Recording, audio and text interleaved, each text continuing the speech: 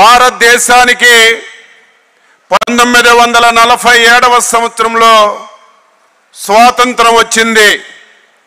స్వాతంత్రం వచ్చిన తర్వాత అనేక ప్రభుత్వాలు దేశంలోనూ రాష్ట్రంలోనూ పరిపాలించినటువంటి సంగతిని ఒకసారి మీ అందరికీ గుర్తు చేస్తున్నాను.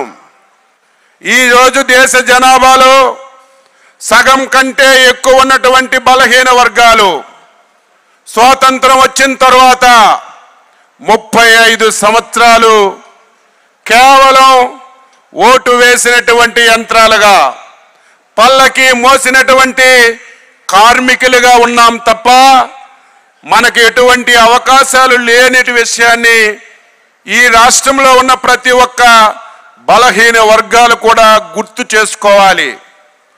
1982వ సంవత్సరంలో మనందరి అభిమాన నాయకుడు విశ్వవిఖ్యాత నట సార్వభౌముడు నందమూరి తారక రామారావు గారు తెలుగుదేశం పార్టీని స్థాపించారు.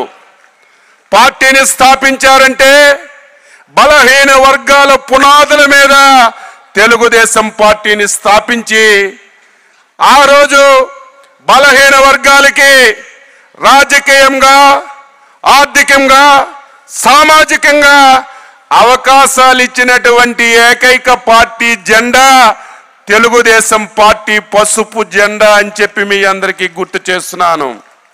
42 సంవత్సరాలైంది. బీసీలకి తెలుగుదేశం పార్టీ ఎంత సేవ చేసినా వారి రుణం తీర్చుకోలేదు. ఎందుకు ఈ మాట చెప్తున్నాను? 42 సంవత్సరాల సుదీర్ఘ ప్రయాణంలో తెలుగుదేశం పార్టీ అధికారంలో ఉంది, ప్రతిపక్షంలో ఉంది. కష్టాలు వచ్చాయి, బాధలు వచ్చాయి. ఈ 42 సంవత్సరాల్లో తెలుగుదేశం పార్టీకి అంటి పెట్టుకున్నటువంటి పార్టీ ఏదైనా ఉంది అంటే బలహీన వర్గాలని చెప్పి మీ అందరికీ తెలియజేస్తున్నాను.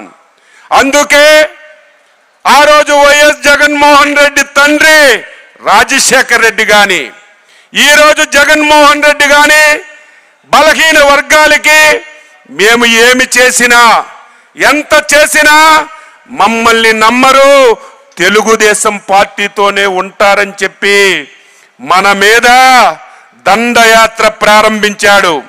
5 సంవత్సరాలుగా ఉక్కు పాదంతో బలహీన వర్గాన్ని అణసివేస్తున్నటువంటి విషయాన్ని ప్రతి ఒక్కరూ గుర్తుపెట్టుకోవాలి. ఇదేదో తెలుగుదేశం పార్టీ అధ్యక్షుడిగో రేపు అధికారంలోకి రావడానికో కాదు, సమాజంలో సగభాగం ఉన్నటువంటి ప్రతి బలహీన వర్గాల సోదరిమణులు ఆలోచన చేయాలని చెప్పి ఈ సందర్భంగా తెలియజేస్తున్నాను. ఈరోజు బలహీన వర్గాలకి 20% రిజర్వేషన్లు ఎన్టీఆర్ గారు ఇచ్చారు.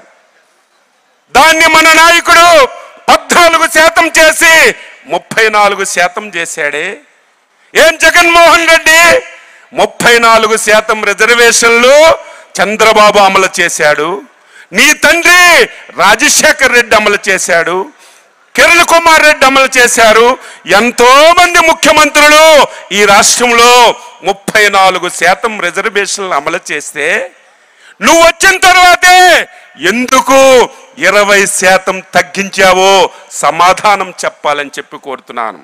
బలహీన వర్గాలు రాజ్యాధికారంలో సోటు ఉండకూడదు, పరిపాలన చేయడంలో బలహీన వర్గాలకి అవకాశం ఉండకూడదని కక్షగట్టి మనకి రిజర్వేషన్లు ఎత్తి ఈరోజు మోసం చేసినటువంటి దగాకోరు జగన్మోహన్ రెడ్డి అని చెప్పి మీ అందరికీ తెలియజేస్తున్నాను.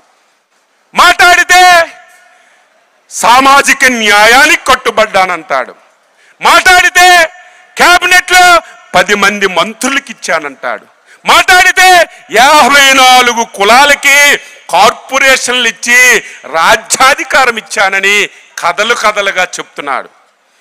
దేనికి పదవులు? నాలికి గీసుకోవడానికి ఆ పదవులు? కార్పొరేషన్ చైర్మన్స్ ఉన్నారు, టోల్ గేట్ దగ్గర డబ్బు కట్టకుండా వెళ్ళడానికే కార్పొరేషన్ పదవులు తప్ప రెడ్ అక్షరాలతో బోర్డు పెట్టుకోవడానికే కార్పొరేషన్లు తప్ప ఈ రాష్ట్రంలో 54 కార్పొరేషన్లో మీ కులంలో ఏ ఒక్కడికి ఒక్క పైసా రుణం ఇచ్చారని మీరు నిరూపిస్తే రాజకీయాల నుంచి తప్పుకుంటానని చెప్పి ఛాలెంజ్ చేస్తున్నాను. ఎందుకు బలహీన వర్గాలు ఆర్థికంగా బలపడకూడదు? చదువుకున్న బలహీన వర్గాలు స్వయం ఉపాధితో ముందుకెళ్ళకూడదు.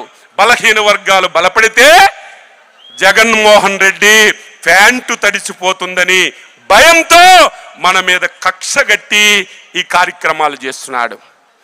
10 మంది మంత్రులకు ఇచ్చానంటున్నాడు.